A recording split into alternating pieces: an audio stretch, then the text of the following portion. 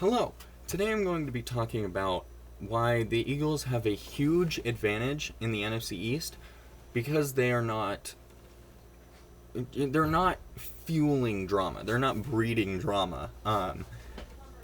I'll get into the three main things that Dallas, New York, and Washington all have, like all of those main stories. But first, I want to say that the Eagles have not had one of those moments.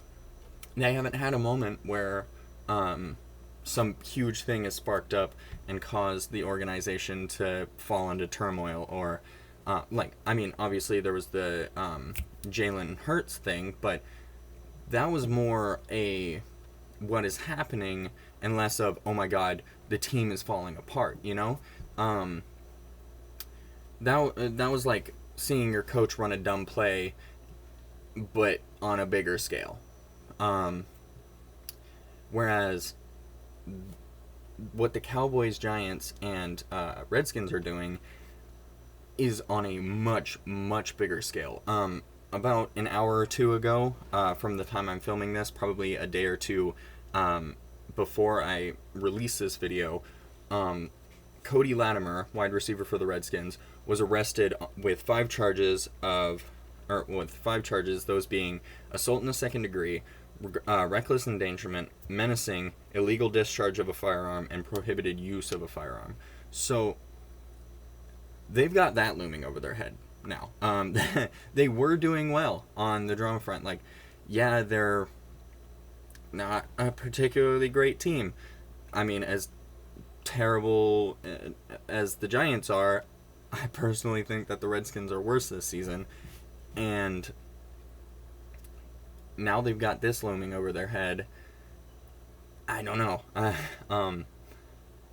Now, I'm not entirely sure how crucial Latimer would be, to be completely honest.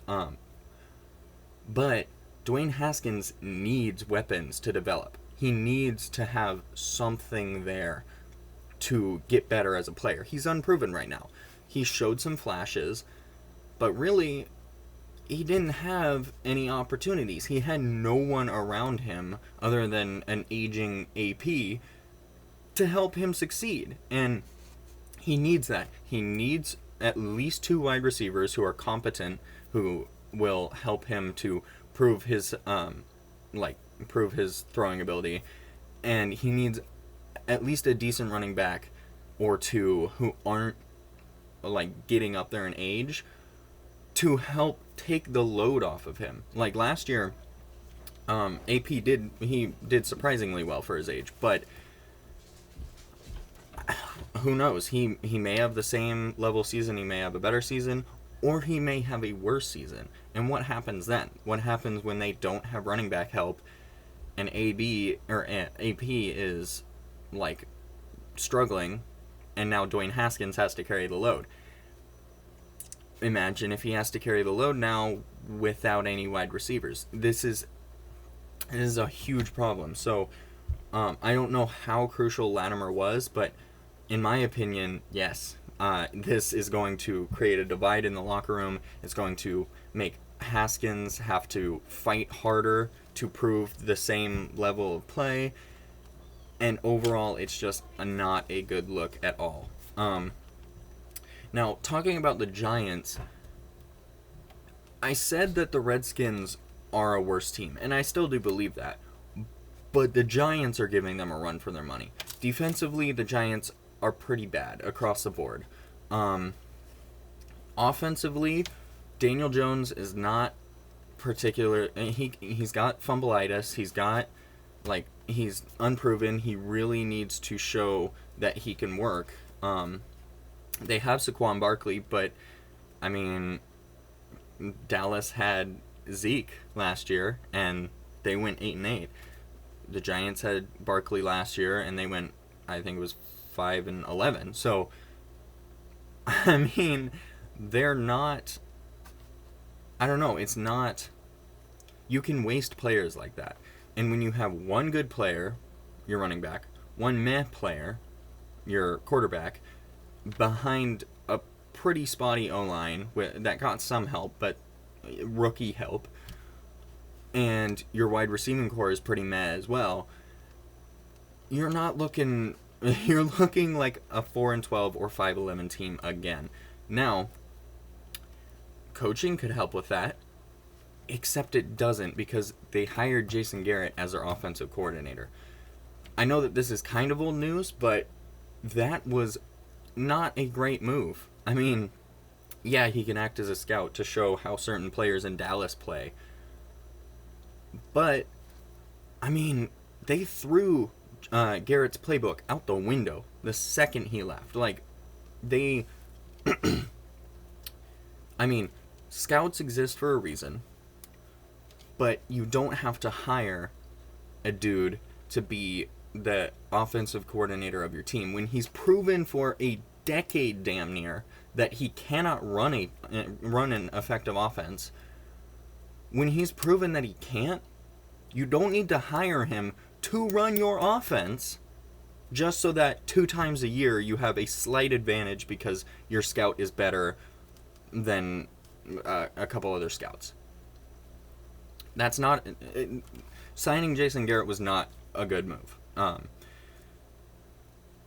And, I mean, this one is uncertain, but it is definitely a thing. The Giants' facilities are not opening yet.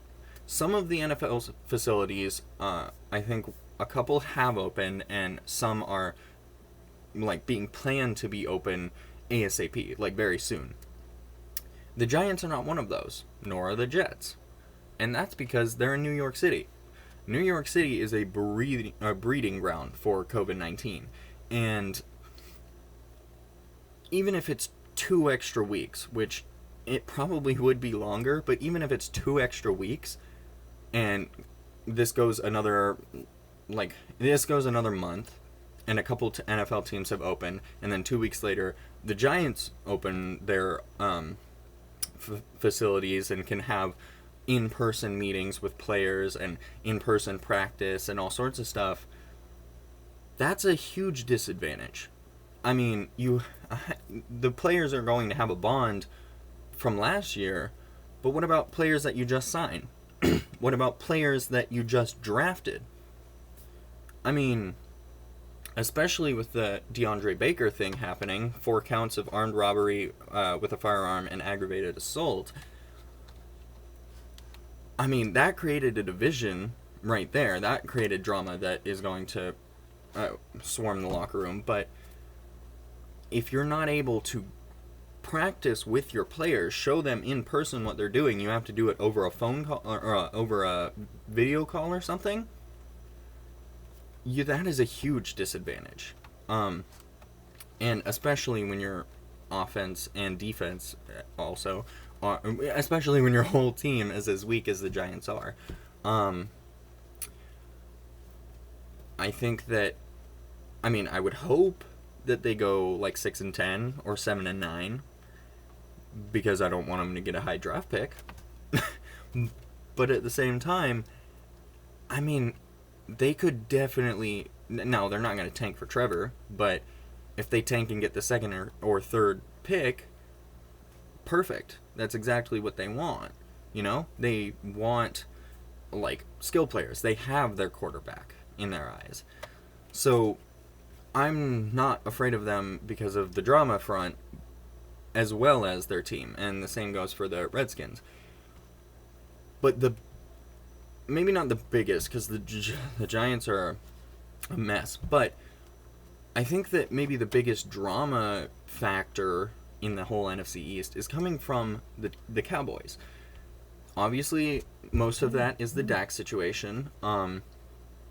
Currently, now I'll break this down in a video in the future, but currently, Dak has been offered $105 million with $33 million a year on average. And the Cowboys are saying that could raise to $110 million.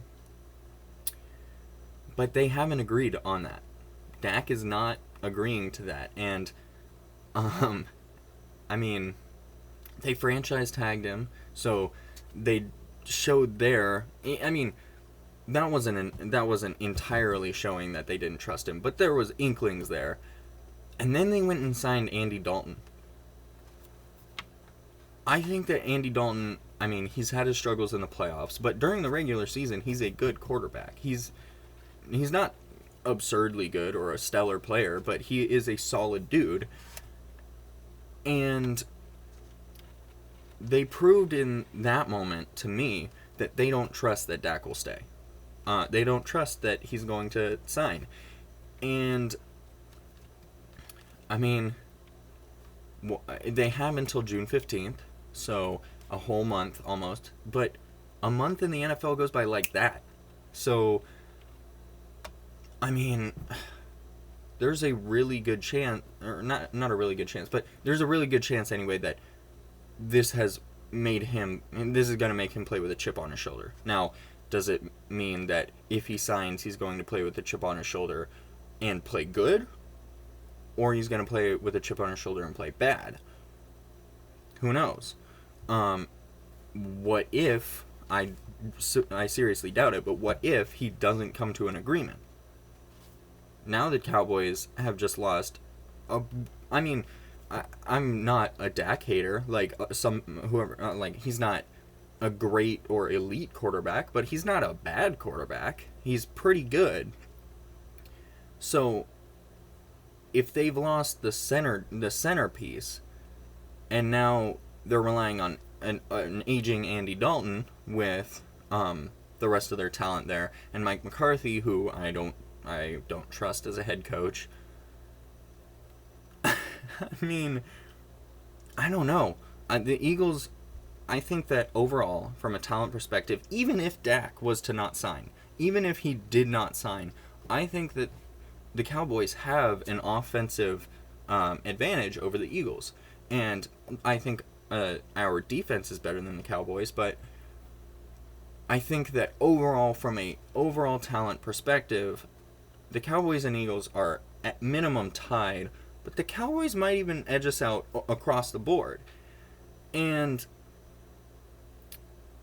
they had a better team last year, but guess who won the division?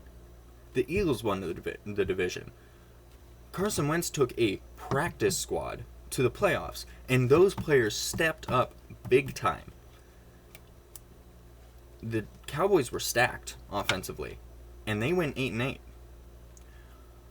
Especially if Dak doesn't sign, but with all this drama throughout the organization, a new coach, they're dealing with all of this stuff, and I don't know. I mean, I think that the Eagles can definitely win the division from just not having the news consistently looking at them. Like if you've got cameras pointed at you 24/7, that's going to be a distraction.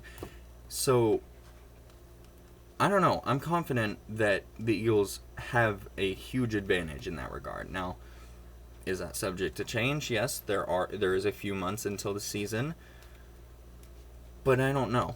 I'm happy with this. So, if you have a differing or agreeing opinion, drop that below. I'd love to read it. I'd love to.